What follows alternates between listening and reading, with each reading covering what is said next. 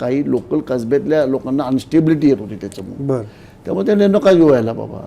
पण मी एक आहे, मी सूचना न करता किंवा दंगेकरांचं माझं काही न बोलणं होतं, पण काही वरिष्ठांना आमच्या सांगितलं होतं की बाबा हा आपल्याकडे आला तर बरं होईल. पण आमच्या सर्वेमधनं जर आलं की रासने निवडून येऊ शकतो, मग आम्हाला गरज नाही वाटली, त्यामुळं त्यामुळे काय झालं थांबलं ते पुढं. पण तुम्ही असं अनेकदा म्हणतात तुम्ही चाणक्य आहात, भाजपचा सर्वे करतात, मग सर्वेमध्ये लक्षात आलं नव्हतं उमेदवार चुकलाय म्हणून?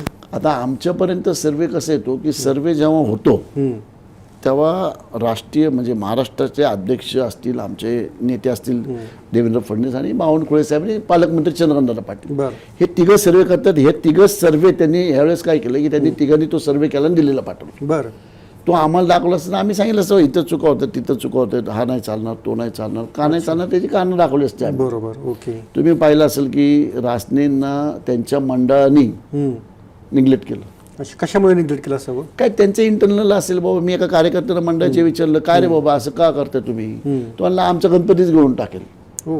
अच्छा. म्हणजे ह्या कार्यकर्त्याच्या एवढ्या भावना अशा झाल्या होत्या मंडळाच्या की बाबा नाही आम्ही आम्हाला त्रासदायक आहे, त्याची बँक आहे, त्याच्या बँकेतल्या सभासदांना 2-3 विचारलं. मी तो नाही मग साहेब हे आमदार झाले तर आमचं काही खरं नाही. अच्छा. अशा भावनातनं पण अशा गैरसमजाच्या भावना असतील ह्या, असं प्रॅक्टिकल नसू शकतं, पण गैरसमजाच्या भावनेतनं पण की तो उमेदवार चालला नाही. मग आम्ही ते सगळं सांगितलं असतं, परंतु त्या बंद लिफाफ्यामध्ये दिल्लीला गेला आणि दिल्लीवरून ते नाव.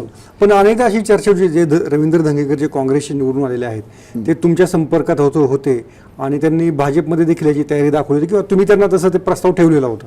तेव्हा 2017 सगळं जग जाहीर की धंगेकर आमच्याकडे यायला तयार होते, तुम्ही भाजपमध्ये यायला तयार होते. 2017 जग जाहीर आहे. तेव्हा ते मनसेमध्ये होते. हो, मनसेमध्ये होते.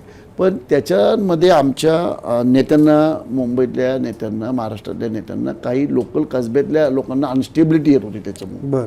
त्यामुळे त्यांनी नको व्हायला बाबा. अच्छा. मग आम्ही म्हटलं ठीक आहे, वरिष्ठांचे जे आदेश होते त्यामुळं तो आमच्याकडनं गेला ते अपक्ष उभे राहिले ते, आणि ते अपक्ष त्यावेळेस उभे राहिले. अपक्ष आमच्या गटनेत्यांना त्यांनी 5,000 मतांनी पाडणं, ते निवडून आले. हो.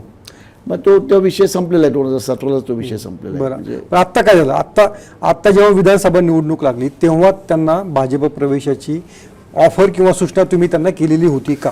नाही, मी सूचना नाही केली.